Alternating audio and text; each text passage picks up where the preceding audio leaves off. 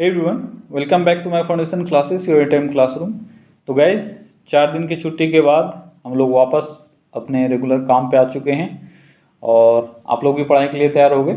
ठीक है, तो जो अभी ऑनलाइन नहीं आए हो जल्दी से सबको इन्फॉर्म कर दो, क्लास चालू हो गया है, बुला लो सबको। उसके बाद हम लोग स्टार्ट करते हैं आज का क्लास। तो चलिए स्टार्ट करते हैं।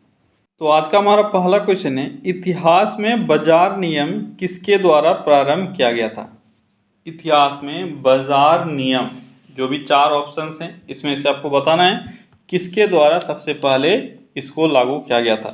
किसके द्वारा किया गया था बाजार नियम लागू? तो ये किया गया था अलाउद्दीन खिलजी के द्वारा। ठीक है, अलाउद्दीन खिलजी ने बहुत सारे ऐसे काम किए थे जिसको आपको याद रखना है। ठीक है, और बाजार का जो नियंत्रण था उसके लिए इन्होंने कुछ पद का भी सृजन किया था जिसको आपको याद रखना है, जैसे दीवाने रियासत। ठीक है, शाहनाए मंडी, मुहत्सिब। ठीक है, ये सारे टर्म हैं जो आपसे पूछे जाते हैं। जैसे पहला मैंने बताया दीवाने रियासत, तो ये था व्यापारियों पर नियंत्रण रखने वाला। क्या नाम था इसका? दीवाने रियासत। दूसरा मैंने क्या बताया? शाहनाए मंडी, यह बाजार को बाजार का दरोगा के रूप में भी आप बोल सकते हो इनको। ठीक है, नियंत्रण कौन रखता था? ये दीवाने रियासत रखता था, और बाजार में दरोगा के रूप में कार्य कौन करता था? तो शाहनाए मंडी। ठीक है, और उसके बाद मैंने बताया मुहत्सिब, इसका क्या काम होता था? माप तौल का निरीक्षण करना। ये बहुत बार एग्जाम में पूछा गया है। क्या नाम था इसका? इसका नाम था मुहत्सिब। ठीक है, मुहत्सिब। तो ये क्या करता था? माप तौल का निरीक्षण। क्लियर? तो ये 2-3 टर्म है जिसको आपको याद रखना है। अगला क्वेश्चन है, थाईलैंड पहले किस नाम से जाना जाता था? थाईलैंड पहले किस नाम से जाना जाता था? थाईलैंड पहले सियाम के नाम से जाना जाता था। अगला क्वेश्चन है, निम्नलिखित में से किसने सर्वेंट ऑफ इंडिया सोसाइटी की स्थापना की थी? सर्वेंट ऑफ इंडिया सोसाइटी की स्थापना किसने की थी? किसने की थी? तो गोपाल कृष्ण गोखले के द्वारा सर्वेंट ऑफ इंडिया सोसाइटी की स्थापना की गई थी। कब किया था इन्होंने? 1905 में। ठीक है, और 1905 के कांग्रेस अधिवेशन की अध्यक्षता भी गोपाल कृष्ण गोखले के द्वारा की गई थी। अगला क्वेश्चन है, प्रथम पानीपत युद्ध में बाबर ने किसको हराया था? प्रथम पानीपत युद्ध में बाबर ने किसको हराया था? किसको हराया था बाबर ने? तो बाबर ने इब्राहिम लोदी को हराया था। आपको पता होगा कि प्रथम पानीपत युद्ध के बाद बाबर ने जो मुगल वंश है उसकी स्थापना की थी, और लोदी वंश का ये अंत था। अगला क्वेश्चन है, हिंद महासागर में निम्नलिखित में कौन सा द्वीप स्थित है? इन चारों में से हिंद महासागर में कौन सा द्वीप स्थित है? तो हिंद महासागर में मालदीव स्थित है। अगला क्वेश्चन है, उस अंतरिक्ष यात्री का नाम क्या है जो नील आर्मस्ट्रॉन्ग के साथ चंद्र तल पर उतरा था? नील आर्मस्ट्रॉन्ग पहला इंसान है जो चंद्रमा पे उतरा। आपको बताना है दूसरा आदमी कौन था? तो दूसरा आदमी था एडविन एल्ड्रिन। ये मैंने पहले भी पढ़ा है। ठीक है, एडविन एल्ड्रिन। एक और इंसान था माइकल कोलिंस। ठीक है, तो ये चंद्र अभियान में नील आर्मस्ट्रॉन्ग के साथ थे। तो नील आर्मस्ट्रॉन्ग के बाद एडविन एल्ड्रिन ये चांद के सतह पर उतरे थे। ठीक है, और किस यान से ये लोग गए थे? अपोलो 11। ठीक है, और ईयर क्या था? 1969। अगला क्वेश्चन है, ग्लोब पर कर्क रेखा भारत के कितने राज्यों से गुजरती है? ग्लोब पर कर्क रेखा भारत के कितने राज्यों से गुजरती है? तो टोटल 8 राज्यों से गुजरती है। कौन कौन है? गुजरात, राजस्थान, मध्य प्रदेश, छत्तीसगढ़, झारखंड, पश्चिम बंगाल, त्रिपुरा और मिजोरम। अगला क्वेश्चन है, ओलंपिक खेलों में भारत द्वारा हॉकी का पहला स्वर्ण पदक किस वर्ष जीता गया? ओलंपिक खेलों में भारत के द्वारा पहला हॉकी में स्वर्ण पदक कब जीता गया था? ये जीता गया था 1928 में। ठीक है, 1928 में कहाँ हुआ था ओलंपिक का खेल? एम्स्टर्डम में हुआ था। कहाँ हुआ था? एम्स्टर्डम, जो हॉलैंड में, हॉलैंड या नीदरलैंड में। ठीक है, इसमें आयोजित किया गया था, और भारत ने पहली बार पार्टिसिपेट भी किया था हॉकी के रूप में। जो ग्रुप पार्टिसिपेशन है, ठीक है, वो हॉकी के साथ हुआ था 1928 में, और इसने जीत भी हासिल की। क्लियर? और इसके बाद हॉकी में भारत ने और भी पुरस्कार जीता था। 1932, 36, 48, 52, 56, 64 ये सारे खिताब हैं हॉकी के। अगला क्वेश्चन है, निम्नलिखित में से कौन से राष्ट्रपति थे जो all India railway men's federation से संबंधित थे? All India railway men's federation से संबंधित कौन से राष्ट्रपति हैं? इन चारों में से कौन है वो हैं वीवी गिरी। ठीक है, VV Giri all India railway men's federation से संबंधित राष्ट्रपति हैं। अगला क्वेश्चन है, निम्नलिखित में से किस राज्य की सीमा चीन से जुड़ी हुई है? जो भी चार ऑप्शंस हैं इसमें से बताना है चीन के साथ किसका सीमा मिलता है। नागालैंड, मणिपुर, असम। तो इन तीनों में से किसी का नहीं मिलता है, तो आपका सही आंसर हो जाएगा डी, इनमें से कोई नहीं। ठीक है, आपको पता है चीन के साथ किन किन राज्यों का सीमा मिलता है, तो चलो एक बार जान लो। पहले जम्मू कश्मीर जब था तो जम्मू कश्मीर का सीमा मिलता था, लेकिन अब जम्मू कश्मीर नहीं है तो अब लद्दाख का सीमा चीन से मिलता है। ठीक है, इसके बाद है उत्तराखंड, इसके बाद है हिमाचल प्रदेश, ठीक है, इसके बाद है सिक्किम और इसके बाद है अरुणाचल प्रदेश।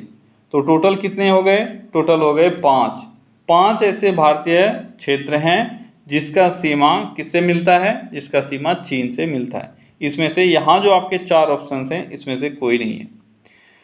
अगला क्वेश्चन है, जम्मू से श्रीनगर का मार्ग किस दर्रे से होकर गुजरता है? जम्मू से श्रीनगर का मार्ग किस दर्रे से होकर गुजरता है? कौन सा दर्रा है वो है बनिहाल दर्रा। ठीक है, अगला क्वेश्चन है, एशिया की सबसे लंबी नदी कौन सी है? एशिया की सबसे लंबी नदी कौन सी है? तो एशिया की सबसे लंबी नदी है यांगसी क्यांग, ठीक है, या यांगटी सी क्यांग। ठीक है, ये एशिया की सबसे लंबी नदी है और ये चाइना में बहती है। ठीक है, कहाँ से निकलती है अगर ये आपसे पूछा जाए तो कुनलुसान पर्वत है चीन में एक। ठीक है, क्या नाम है? कुनलुसान पर्वत, वहां से ये निकलती है और पीली सागर में जाके गिर जाती है। अगला क्वेश्चन है, जोजिला दर्रा किस राज्य में स्थित है? जोजिला दर्रा किस राज्य में स्थित है? तो जोजिला दर्रा जम्मू कश्मीर में स्थित है। अगला क्वेश्चन है, किन 2 तिथियों को क्रमशः दिन और रात बराबर होता है? दिन और रात बराबर किन 2 तिथियों को होता है? कौन सा वो 2 डेट है? वो है 21 मार्च और 23 सितंबर। 21 मार्च और 23 सितंबर को दिन और रात बराबर होता है। अगला क्वेश्चन है, भारत का national atlas and thematic mapping organisation निम्नलिखित में से किस स्थान पर अवस्थित है? National atlas and thematic mapping organisation किस स्थान पर अवस्थित है? कहाँ अवस्थित है? यह है कोलकाता में अवस्थित। अगला क्वेश्चन है, निम्नलिखित में से कौन सी नदी प्रारंभ में अरुणा नदी के नाम से जानी जाती है? यानी इस नदी का शुरुआत जब होता है उस वक्त ये अरुणा के नाम से जानी जाती है। बाद में इसको हम लोग किस नदी के रूप में जानते हैं? कोसी नदी के रूप में जानते हैं। ठीक है, इसका शुरुआत जब तिब्बत में होता है, फिर चाइना होते हुए भारत में घुसती है, तो तिब्बत में जब इसका शुरुआत होता है, शुरुआत में ये अरुणा नदी के नाम से जाना जाता है। क्लियर? अगला क्वेश्चन है, निम्नलिखित किस वर्ष भारत में ईस्ट इंडिया कंपनी का शासन समाप्त कर भारतीय प्रशासन का नियंत्रण सीधा ब्रिटिश ताज के अंतर्गत हस्तांतरित कर दिया गया? कौन सा वो साल था? तो वो साल था 1858। ठीक है, अगला क्वेश्चन है, राष्ट्रपति के द्वारा लगाया गया आपातकाल कितनी अवधि के लिए प्रथम बार लगाई जाती है?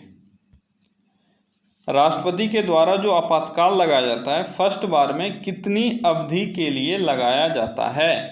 कितनी अवधि के लिए लगाया जाता है, जल्दी बताओ। आपातकाल तो प्रथम बार में आपातकाल 6 महीनों के लिए लगाया जाता है। इसके बाद इसको एक्सटेंड कर करके कितना दिन तक? 3 साल तक बढ़ाया जा सकता है। अगला क्वेश्चन है, जंप बॉल शब्द निम्नलिखित में से किससे संबंधित है? जंप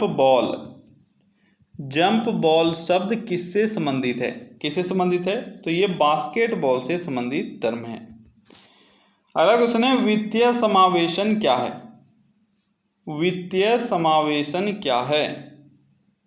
वित्तीय समावेशन है। दूर दराज इलाकों में रहने वाले सभी लोगों को बैंकिंग सेवा प्रदान करना, यह है वित्तीय समावेशन। अगला क्वेश्चन है, विधवा पुनर्विवाह अधिनियम 1856 किस गवर्नर जनरल के समय में पास हुआ था? 1856 में विधवा पुनर्विवाह पास हुआ। आपको बताना है उस वक्त के गवर्नर जनरल कौन थे? कौन थे? लॉर्ड कैनिंग थे। ठीक है, लॉर्ड कैनिंग से पहले कौन थे? जल्दी बताओ, लॉर्ड कैनिंग से पहले गवर्नर जनरल कौन थे? कौन थे? ये थे डलहौजी। डलहौजी के बाद आए कैनिंग। ठीक है, 1848 से लेकर 1856 तक डलहौजी थे और 1856 में आ गए कैनिंग। अगला क्वेश्चन है, चीन में मिलने से पहले हांगकांग किसका उपनिवेश था? चीन में मिलने से पहले हांगकांग किसका उपनिवेश था? किसका उपनिवेश था? तो ये ब्रिटेन का उपनिवेश था। अगला क्वेश्चन है, कृष्णा नदी का उद्गम स्थल किसके समीप है? कृष्णा नदी का उद्गम स्थल किसके समीप है? महाबलेश्वर के समीप है। अगला क्वेश्चन है, भारत के दक्कन क्षेत्र में पाई जाने वाली प्रमुख मिट्टी कौन सी है? दक्कन क्षेत्र में पाई जाने वाली प्रमुख मिट्टी है काली मिट्टी। अगला क्वेश्चन है, सुभाष चंद्र बोस के अध्यक्ष पद से त्यागपत्र देने के बाद अखिल भारतीय कांग्रेस का अध्यक्ष कौन चुना गया था? सुभाष चंद्र बोस ने जब रिजाइन दे दिया था उसके बाद किसको चुना गया था? उसके बाद राजेंद्र प्रसाद को इसका अध्यक्ष चुना गया था। ठीक है, और ये सब बात कब का है? ये सब बात है 1939 का। अगला क्वेश्चन है, विशेष आहरण अधिकार यानी एसडीआर की सुविधा किस में उपलब्ध है? एसडीआर की सुविधा उपलब्ध है आईएमएफ में। ठीक है, अगला क्वेश्चन है, चित्तौड़ का कृति स्तंभ किसने बनवाया था? आसान सा क्वेश्चन है, चित्तौड़ का कृति स्तंभ बनवाया गया था राणा कुंभा के द्वारा। अगला क्वेश्चन है, गुड्स एंड सर्विस टैक्स यानी जीएसटी को लागू करने की सिफारिश किस समिति ने की थी? तो जीएसटी को लागू करने का सिफारिश विजय केलकर समिति के द्वारा किया गया था। क्लियर। अगला क्वेश्चन है, खानवा का युद्ध किस किसके बीच हुआ था? खानवा का युद्ध किनके किनके बीच हुआ था ये आपको बताना है। तो खानवा का युद्ध हुआ था मेवाड़ के शासक राणा संगा और बाबर के बीच में। तो आपका सही आंसर हो जाएगा सी, बाबर और राणा संगा के बीच में। क्लियर है, राणा संगा मेवाड़ का शासक था और ये युद्ध कब हुआ था? 1527 में। क्लियर। अगला क्वेश्चन क्या है, प्रथम पंचवर्षीय योजना की मुख्य प्राथमिकता क्या थी? आसान सा क्वेश्चन है, प्रथम पंचवर्षीय योजना का मुख्य जो प्राथमिकता था वो था कृषि। ठीक है। अगला क्वेश्चन क्या है, अगला क्वेश्चन है, चिकन नेक निम्न में से किस सीमाओं को जोड़ता है? चिकन नेक किस सीमाओं को जोड़ता है? तो इन ऑप्शंस में से अगर देखोगे तो चिकन नेक भारत और बांग्लादेश को जोड़ता है। ये वेस्ट बंगाल का एक पार्ट है। ठीक है, इंडिया का मैप जब भी आप देखोगे तो आपको पता है, यहाँ पे अगर आप देखोगे तो इस तरह से यहाँ पे आपका भूटान वगैरह आ जाता है और नीचे वाले पार्ट में जहाँ पे बांग्लादेश है यहाँ पे इस तरह से आता है। ठीक है, ये पोर्शन जो है ये है वेस्ट बंगाल का। तो ये वाला जो चिकन नेक इस तरह जो पतला सा स्ट्रिप आता है बंगाल का, वेस्ट बंगाल आपको पता है यहाँ तक है। ठीक है, इसी को चिकन नेक कहा जाता है, जो भारत और बांग्लादेश के बीच में है और उधर ऊपर साइड नेपाल है। अगला क्वेश्चन है, सर्वप्रथम इंडिया शब्द का प्रयोग भारत के लिए किस भाषा में किया गया? तो इंडिया शब्द का प्रयोग भारत के लिए ग्रीक भाषा में किया गया था। अगला क्वेश्चन है, दमन राजधानी है। दमन किसकी राजधानी है? तो दमन किसकी राजधानी है? दमन राजधानी है दादर एवं नागर हवेली और दूसरा है दमन और दीव। ठीक है, इन दोनों का राजधानी है दमन। तो आपका सही आंसर हो जाएगा डी। क्लियर। अगला क्वेश्चन है, निम्नलिखित नदियों और उन शहरों का मेल मिलाइए जिससे होकर वे बहती हैं। तो आपको कुछ नदी दिया हुआ है, कुछ शहर दिया हुआ है, जल्दी से मैच करो, क्या होगा सही आंसर? चलो पहले देख लेते हैं नदी कौन कौन सा है। तो आपका पहला है शहर, उसके बाद है नदी। तो बैंकॉक से होकर चायो फ्राया नदी बहती है। उसके बाद है समाई, समाई से होकर सांगपू नदी बहती है। उसके बाद है डेडसेन, डेडसेन से होकर कौन सी नदी बहती है? एल्बे नदी। और मॉन्ट्रियल सेंट लॉरेंस नदी। तो आपका सही ऑप्शन कौन सा है? सही ऑप्शन है ए। ठीक है। अगला क्वेश्चन है, दिन में समुद्र की ओर से स्थल की ओर आने वाले पवन को क्या कहते हैं? समुद्र की ओर से स्थल की ओर आने वाली पवन को क्या कहा जाता है? क्या कहा जाता है? ये कहा जाता है सी ब्रीज। क्या कहा जाता है? Sea breeze. ठीक है। याद रखना है कि जिधर से आ रही है नाम वही पड़ जाएगा। देखो समुद्र की ओर से तो आपका हो गया सी ब्रीज, वहीं पे देता स्थल की ओर से, समुद्र की ओर रात में जो जाने वाली पवन है उसको क्या कहा जाता है? उसको लैंड ब्रीज कहा जाता है। ठीक है। अगला क्वेश्चन है, पहला एशियाई खेल कहाँ हुआ था? पहला एशियाई खेल कहाँ हुआ था? तो पहला एशियाई खेल भारत में हुआ था। कोई बता सकते हो कब हुआ था पहला एशियाई खेल? तो ये 1951 में हुआ था। कब हुआ था? 1951 में, दिल्ली में इसका आयोजन हुआ था। अगला क्वेश्चन है, पारसनाथ पहाड़ी पर कौन से जैन तीर्थंकर को मोक्ष की प्राप्ति हुई थी? पारसनाथ पहाड़ी पर 23वें जैन तीर्थंकर को मोक्ष की प्राप्ति हुई थी। क्या नाम था उनका? उनका नाम था पारसनाथ, इसलिए इसका नाम पारसनाथ है। ठीक है।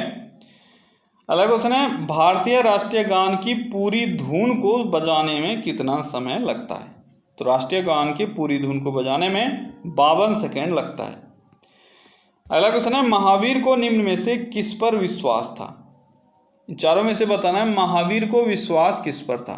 तो महावीर को कर्म पर विश्वास था। अगला क्वेश्चन है, शिवाजी को सजा देने के लिए औरंगजेब ने किसको भेजा था? शिवाजी को सजा देने के लिए औरंगजेब ने किसको भेजा था? किसको भेजा था? ये भेजा गया था शाइस्ता खां को। ठीक है। अगला क्वेश्चन है, कौन सा राजा था जो वैताल को कंधे पर टांगता था? बहुत बार आपने ये कहानी सुना होगा, टीवी में देखा होगा, विक्रम बेताल। ठीक है। तो क्या था आंसर? क्या होगा आपका? राजा विक्रम सिंह। तो राजा विक्रम सिंह बेताल को हमेशा अपने कंधे पर टांगे हुए हमें मिलता है स्टोरी में। अगला क्वेश्चन है, मोहम्मद बिन तुगलक ने नई राजधानी का नाम क्या रखा था? मोहम्मद बिन तुगलक ने अपने राजधानी को ट्रांसफर किया था और नई राजधानी का नाम रखा गया था देवगिरी। ठीक है।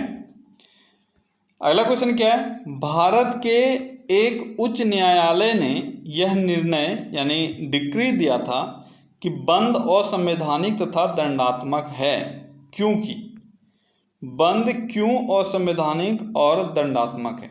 ऐसा एक डिक्री दिया गया था एक हाईकोर्ट के द्वारा, आपको बताना है कारण क्या था। कारण है कि अगर बंदी होता है तो उससे किसी एक को नुकसान नहीं होता है, उससे उन लोगों को भी नुकसान होता है जिसको उस चीज़ से कोई मतलब नहीं है। ठीक है।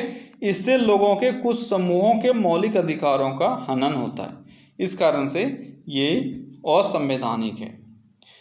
अगला क्वेश्चन है, पाकिस्तान के साथ हुए 1965 ईस्वी के युद्ध के समय भारत के राष्ट्रपति कौन थे?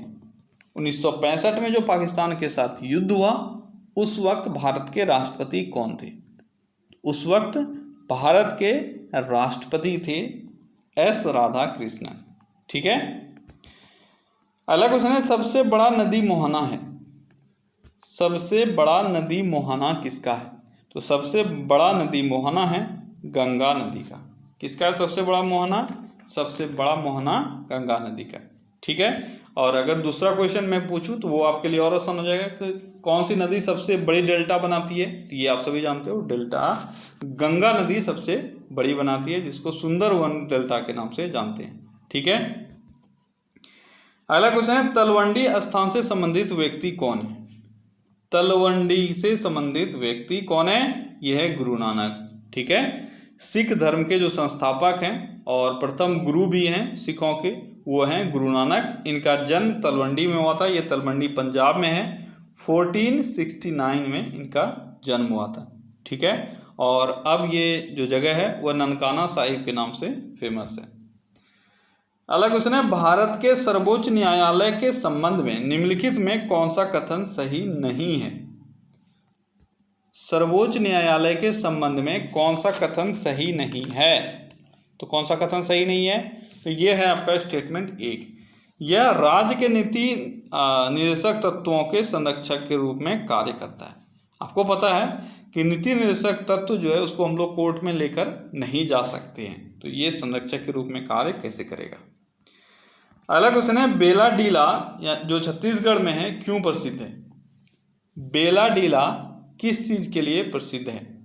तो बेलाडीला लोहे के लिए प्रसिद्ध है, ठीक है। और ये कहाँ है? यह है छत्तीसगढ़ में। अगला क्वेश्चन है, नवरत्न किसके शासनकाल से संबंधित थे? नवरत्न किसके शासनकाल में हुआ करता था? तो देखो, नवरत्न से आपको याद रखना है, बहुत सारे बच्चों ने मारा होगा, इनमें से कोई नहीं, लेकिन कुछ बच्चों ने सही आंसर मारा होगा, वो है चंद्रगुप्त द्वितीय। तो नवरत्न आप जानते हो अकबर के शासनकाल से संबंधित है, लेकिन एक और शख्स है जिसके दरबार में नवरत्न हुआ करता था, वो है चंद्रगुप्त द्वितीय, ठीक है। अगला क्वेश्चन है, निम्नलिखित में से किसके शासनकाल में मुगल चित्रकला शिखर पर पहुंच चुकी थी? मुगल चित्रकला शिखर पर किसके काल में पहुंचा हुआ था? तो यह है जहांगीर के काल में। अगला क्वेश्चन है, यदि कोई रोगी क्षय रोग से पीड़ित हो तो शरीर का कौन सा भाग प्रभावित होगा? क्षय रोग यानी टीबी। अगर कोई शख्स टीबी से प्रभावित है तो उसका फुफ्फुस यानी फेफड़ा प्रभावित होगा। अगला क्वेश्चन है, कोरंडम किसका एक अयस्क है? कोरंडम अयस्क किस धातु का अयस्क है? तो कोरंडम एल्यूमिनियम का अयस्क है। अगला क्वेश्चन है, तेंदु पत्तियों का प्रयोग होता है। तेंदु का जो पत्ता होता है उसका प्रयोग हम लोग किस रूप में करते हैं? उसका प्रयोग हम लोग किस रूप में करते हैं? बीड़ी बनाने में, ठीक है। अगला क्वेश्चन है, वॉल्डर वाल्स ने समीकरण PV = nRT को सही किया, इसको किस पर लागू करने के लिए? तो वॉल्डर वाल्स ने एक समीकरण है PV = nRT, ये गैस लॉ है, ठीक है। आपको बताना है किस चीज पर ये लागू होता है। किस चीज पर लागू होता है? तो ये आदर्श एवं वास्तविक गैस पर लागू होता है। अगला क्वेश्चन है, किसी अर्धचालक की चालकता, किसी अर्धचालक की चालकता ताप बढ़ने से हमेशा घटती है, उसके ताप बढ़ने से बढ़ती है, अशुद्धि मिलाने से हमेशा घटती है, और अशुद्धि मिलाने से हमेशा घटती है की जगह बढ़ती है कर लो। आपका दो ऑप्शन सेम हो गया, ठीक है। तो आपका सही आंसर क्या होगा? आपका सही आंसर होगा बी, ठीक है। उसके ताप बढ़ने से बढ़ती है। अर्धचालक यानी सेमीकंडक्टर, अगर टेम्परेचर बढ़ाओगे तो सेमीकंडक्टर का कंडक्टेंस बढ़ेगा। ध्यान देना है, यहाँ पे दो चीज पूछा जाता है, चालकता और रेजिस्टेंस, यानी कंडक्टेंस और रेजिस्टेंस, ठीक है। रेजिस्टेंस का हिंदी क्या हो गया? प्रतिरोध, क्लियर है। तो दो चीजें पूछी जाती है, तो दोनों चीजों का ध्यान रखना है। कंडक्टेंस का उल्टा होगा रेजिस्टेंस। तो टेम्परेचर बढ़ाने के साथ साथ अर्धचालक की चालकता बढ़ती है, और अगर रेजिस्टेंस पूछा जाता तो वो घटती होगा, ठीक है, वो घटती है, क्लियर। अगला क्वेश्चन है, 3 ओम व 6 ओम के दो प्रतिरोध समांतर क्रम में जुड़े हैं, उनका समतुल्य प्रतिरोध कितना होगा? देख के भारी लगता होगा, लेकिन आसान सा क्वेश्चन है। बस आपको दो चीजें याद रखनी होती है, किस चीज में जोड़ा गया है? समतुल्य प्रतिरोध में, समतुल्य में जोड़ा गया है, सॉरी समतुल्य नहीं, समांतर में जोड़ा गया है, या सीरीज में जोड़ा गया है। सीरीज का हिंदी क्या हो गया? जो भी होता है, ठीक है। समांतर हो गया पैरेलल, और सीरीज में सीधा सीधा हो गया, ठीक है। इस तरह से अगर जोड़ा जाता है तो दो फॉर्मूला है। अगर सीरीज में जोड़ा जाता है कुछ नहीं, दोनों को जोड़ दो, और अगर पैरेलल में जोड़ा जाता है तो दोनों को बाय करके लिखो, 1/3/1/6 = 1/r, यही होगा। यहाँ से आप रेजिस्टेंस निकाल लो, क्या हो जाएगा? यहाँ से अगर इसका एलसीएम लोगे 6 हो जाएगा, 2 + 1 यानी 3, 3/6 यानी 1/2, ठीक है। तो 1/r का वैल्यू हो गया 1/2, इसलिए r का वैल्यू हो जाएगा 2। इसका भी ध्यान आपको रखना है। बहुत सारे बच्चे 1/2 मार के आंसर निकल जाते हैं, जो कि गलत है। आपका 1/r का वैल्यू 1/2 है, तो r का वैल्यू हो जाएगा 2, ठीक है। आसान सा क्वेश्चन है। अगला क्वेश्चन है, नीचे दिए गए में से कौन सा सही नहीं है? अच्छा, 4 ऑप्शंस हैं, सब में आपका कुछ फॉर्मूला दिख रहा है, आपको बताना है कौन सा सही नहीं है। जल्दी बताओ क्या होगा सही आंसर? तो आपका सही आंसर है सी, वोल्ट = कूलम्ब/जूल, ये गलत है। वोल्ट = जूल बाय कूलम्ब होता है। क्या होता है? Joule by coulomb. ठीक है, तो ये आपका गलत है, रेस्ट सब सही है। अगला क्वेश्चन है, पीएसएलवी शब्द संक्षेप का तात्पर्य है। पीएसएलवी का फुल फॉर्म क्या होता है? बहुत बार आपने पढ़ा है। पीएसएलवी का फुल फॉर्म क्या होता है? तो पीएसएलवी का फुल फॉर्म होता है पोलर सैटेलाइट लॉन्च व्हीकल। क्या होता है? Polar satellite launch vehicle.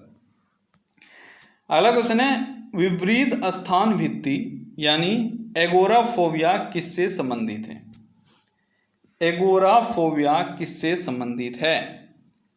Agoraphobia किससे संबंधित है? किससे संबंधित है?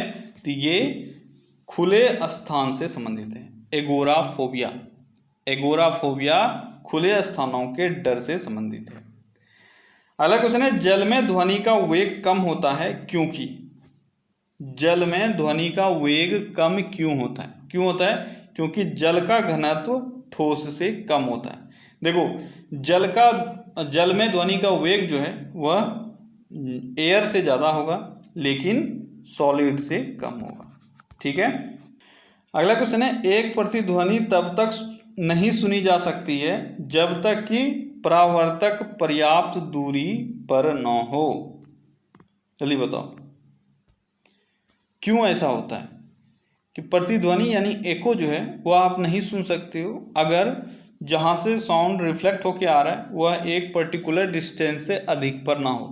क्या कारण है इसका? इसका कारण है परावर्तित ध्वनि की तीव्रता ह्रास होना। देखो, मिनिमम डिस्टेंस जो है एको सुनने के लिए वो है 17 मीटर। ठीक है, 17 मीटर। अगर 17 मीटर से कम डिस्टेंस पे रिफ्लेक्टिंग ऑब्जेक्ट रखा हुआ है तो आप एको नहीं सुन पाओगे। ठीक है। अब ऐसा क्यों होता है कि 17 मीटर से कम के डिस्टेंस से जब ध्वनि लौट के आता है, जैसे आपने बोला ये टकरा के लौट के आता है, तो इसके बीच में क्या होता है? इसके बीच में ध्वनि के तीव्रता यानी फ्रीक्वेंसी जो है उसका ह्रास होता है, यानी वो लॉस होता है। इधर से भी जा रहा है, इधर से भी आ रहा है, और इतना समय नहीं मिल पाता है कि इसके जाने के बाद ये आए, दोनों मिलके टकरा के खत्म हो जाते हैं। ठीक है, इस कारण से आपको नहीं सुनाई देता है 17 मीटर से कम के जगह पर एको, इसलिए 17 मीटर से अधिक चाहिए। अगला क्वेश्चन है, यदि 1 न्यूटन का एक बल एक 500 ग्राम द्रव्यमान पर कार्य करता है तो त्वरण होगा। अब लग रहा होगा ये न्यूमेरिकल है, मुझसे नहीं बनेगा, बहुत डिफिकल्ट है।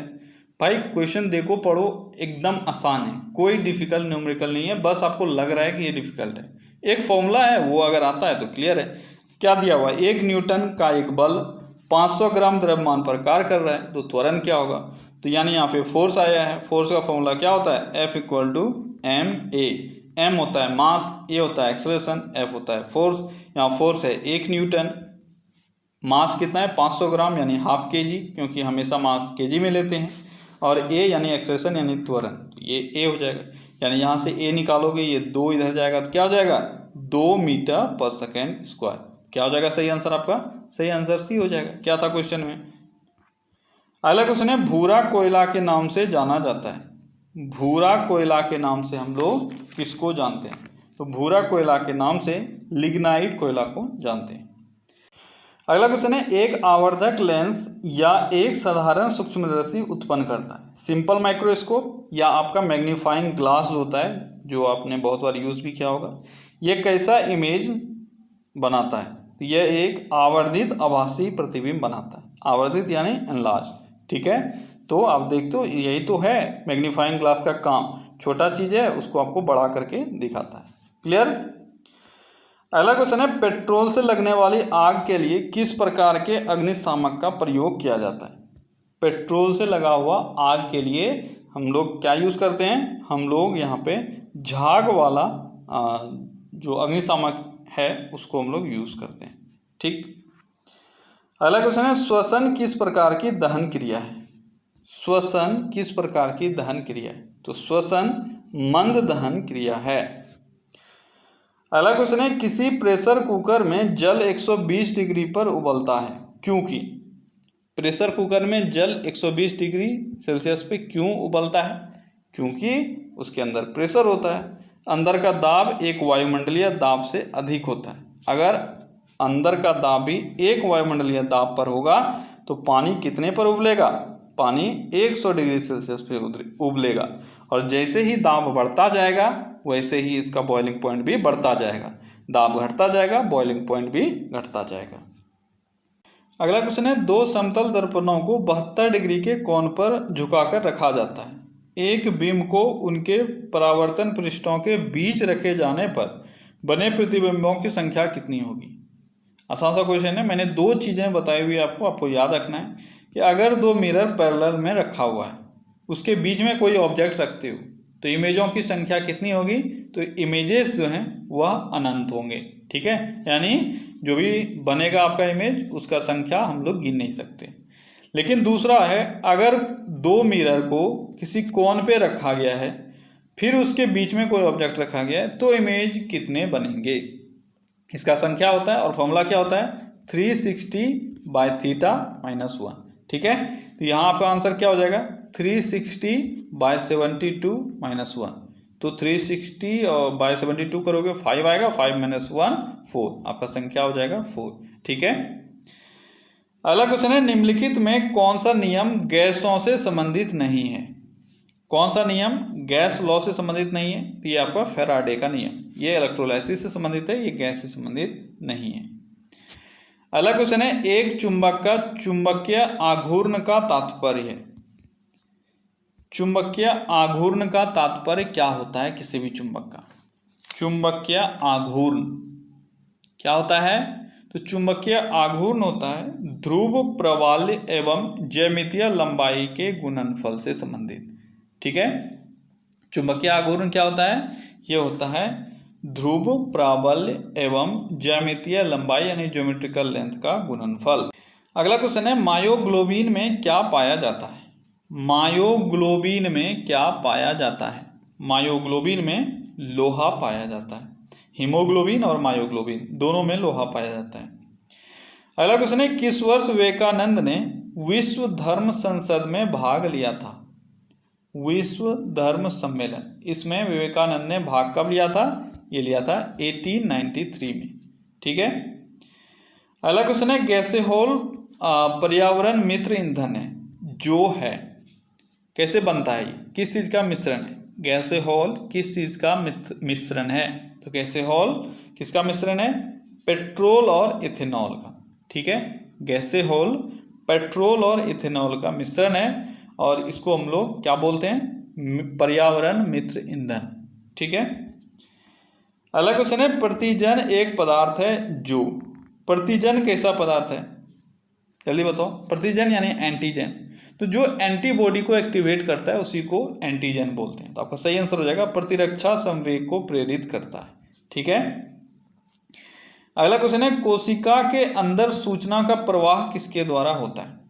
कोशिका के अंदर सूचना का प्रवाह होता है आरएनए के द्वारा।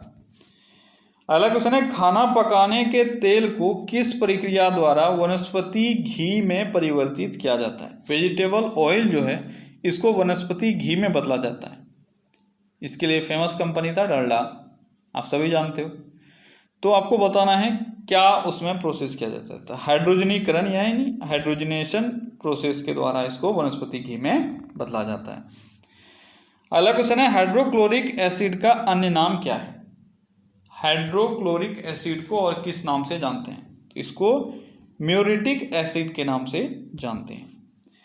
अगला क्वेश्चन है, ऑक्सीजन की खोज किसने की थी? ऑक्सीजन की खोज किसने की थी? ऑक्सीजन की खोज प्रिस्टले के द्वारा किया गया था। अगला क्वेश्चन है, कोडाइक नाल किस पर्वत श्रृंखला पर स्थित है? कोडाइक नाल किस पर्वत श्रृंखला का हिस्सा है? यह है पालनी पर्वत श्रृंखला का। अगला क्वेश्चन है, अरावली एवं विंध्य श्रृंखला के मध्य कौन सा पठार है? अरावली एवं विंध्य श्रृंखलाओं के मध्य कौन सा पठार है? तो यह है मालवा का पठार। ठीक है, अगला क्वेश्चन है, संयुक्त राष्ट्र पर्यावरण कार्यक्रम ने हाल ही में किसे भारत के लिए क्षेत्रीय राजदूत नियुक्त किया है? तो भारत के लिए क्षेत्रीय राजदूत संयुक्त राष्ट्र पर्यावरण कार्यक्रम के द्वारा नियुक्त किया गया है। किसको? तो खुशी चिंदालिया को। ठीक है, अगला क्वेश्चन है, हाल ही में कौन फाइटर विमान राफेल की पहली महिला पायलट बनी है? कौन है वो? जो फाइटर विमान राफेल की पहली महिला पायलट बनी हैं। कौन है? वो है शिवांगी सिंह। अगला क्वेश्चन है, प्रतिवर्ष अंतर्राष्ट्रीय सांकेतिक भाषा दिवस कब मनाया जाता है? अंतर्राष्ट्रीय सांकेतिक भाषा दिवस प्रत्येक वर्ष 23 सितंबर को मनाया जाता है। ठीक है। अगला क्वेश्चन है, कौन भारतीय हाल ही में एशियाई फुटबॉल परिसंघ के कार्यबल के सदस्य नियुक्त किए गए हैं? एशियाई फुटबॉल परिसंघ के कार्यबल के सदस्य के रूप में किस भारतीय की नियुक्ति हुई है? कौन है वो? वो है गिरिजा शंकर मुंगाली। अगला क्वेश्चन है, प्रतिवर्ष विश्व गैंडा दिवस कब मनाया जाता है? विश्व गैंडा दिवस यानी वर्ल्ड राइनो डे प्रत्येक वर्ष मनाया जाता है 22 सितंबर को। अगला क्वेश्चन है, टाइटन कंपनी ने हाल ही में किस बैंक के साथ मिलकर भारत की पहली संपर्क रहित पेमेंट घड़ी लॉन्च की है? संपर्क रहित पेमेंट घड़ी आपको ये बताना है टाइटन ने लॉन्च किया है किसके साथ मिलकर? तो ये किया गया है SBI के साथ मिलकर। अगला क्वेश्चन है, हाल ही में किसने वर्ष 2020 का वोमेन्स सिंगल्स इटालियन ओपन खिताब जीता है? वोमेन्स सिंगल्स इटालियन ओपन खिताब 2020 का किसने जीता है? तो ये जीता गया है सिमोना हालेप के द्वारा। अगला क्वेश्चन क्या है? अगला क्वेश्चन है, हाल ही में किसने वर्ष 2020 का मेंस सिंगल इटालियन ओपन खिताब जीता है? अभी आपने वोमेन्स का देखा, अब आप बताओ मेंस का। तो ये खिताब किसके द्वारा जीता गया है? ये खिताब जीता गया है नोवाक जोकोविच के द्वारा। अगला क्वेश्चन है, किस भारतीय ने हाल ही में IG नोबेल प्राइज 2020 जीता है? IG नोबेल प्राइज 2020 अभी हाल ही में किसने जीता है? किसने जीता है? ये जीता गया है नरेंद्र मोदी के द्वारा। अगला क्वेश्चन है, कौन व्यक्ति हाल ही में राष्ट्रीय तकनीकी अनुसंधान संगठन के नए अध्यक्ष बने हैं? राष्ट्रीय तकनीकी अनुसंधान संगठन के अध्यक्ष अभी हाल ही में कौन बने हैं? ये बने हैं अनिल दसमाना। अगला क्वेश्चन है, कौन व्यक्ति हाल ही में IMF के कार्यकारी निदेशक के लिए सलाहकार बने हैं? जल्दी बताओ। IMF के कार्यकारी निदेशक के नए सलाहकार कौन बने हैं? कौन बने हैं? ये बने हैं सीमांचल दास। अगला क्वेश्चन है, हाल ही में किस देश के पूर्व प्रधानमंत्री जॉन टर्नर का निधन हुआ है? जॉन टर्नर ये किस देश की पूर्व प्रधानमंत्री थी? तो ये कनाडा की पूर्व प्रधानमंत्री थी जिनका हाल ही में निधन हो गया। अगला क्वेश्चन है, हाल ही में किस देश के सुप्रीम कोर्ट की न्यायाधीश रूथ बेडर गिन्सबर्ग का कैंसर से निधन हो गया? क्या है नाम इनका? रूथ बेडर गिन्सबर्ग। आपको ये बताना है किस देश के ये सुप्रीम कोर्ट के न्यायाधीश थे। तो कौन सा देश है वो? वो देश है अमेरिका। अगला क्वेश्चन है, हाल ही में किस भारतीय युवा को UN की 2020 क्लास ऑफ 17 यंग लीडर्स की सूची में शामिल किया गया है? UN की 2020 क्लास ऑफ 17 यंग लीडर्स की सूची में किसको शामिल किया गया है? ये किया गया है किसको? ये उदित सिंघल को किया गया है। ठीक है। अगला क्वेश्चन है, किस राज्य ने हाल ही में भारत की सबसे खूबसूरत फिल्म सिटी बनाने का ऐलान किया है? तो भारत की सबसे खूबसूरत फिल्म सिटी बनाने का ऐलान किया गया है UP सरकार के द्वारा। अगला क्वेश्चन है, किस देश में हाल ही में दुनिया का पहला हैप्पीनेस म्यूजियम खुला है? दुनिया का पहला हैप्पीनेस म्यूजियम कहाँ खुला है? ये खुला है डेनमार्क में। अगला क्वेश्चन है, किस राज्य की सरकार ने हाल ही में मुख्यमंत्री महिला उत्कर्ष योजना की शुरुआत की है? मुख्यमंत्री महिला उत्कर्ष योजना इसकी शुरुआत की गई है गुजरात सरकार के द्वारा।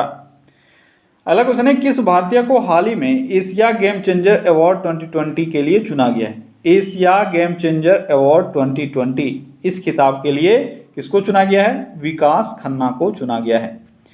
अगला क्वेश्चन है, हाल ही में IMD द्वारा जारी स्मार्ट सिटी इंडेक्स 2020 में किस भारतीय शहर को शीर्ष स्थान मिला है? स्मार्ट सिटी इंडेक्स 2020 इसमें से शीर्ष स्थान किसको मिला है? किसको मिला है? ये मिला है हैदराबाद को। अगला क्वेश्चन है, हाल ही में जारी विश्व की मानव पूंजी सूचकांक 2020 में भारत को कौन सा स्थान मिला है? मानव पूंजी सूचकांक 2020 इसमें भारत को 116वां स्थान प्राप्त हुआ है। ठीक है। ओके गाइस, तो ये था आज का टॉप 100 क्वेश्चंस। ठीक है, चलिए कल फिर से मिलते हैं अगले सेट में। Till then take care, bye bye.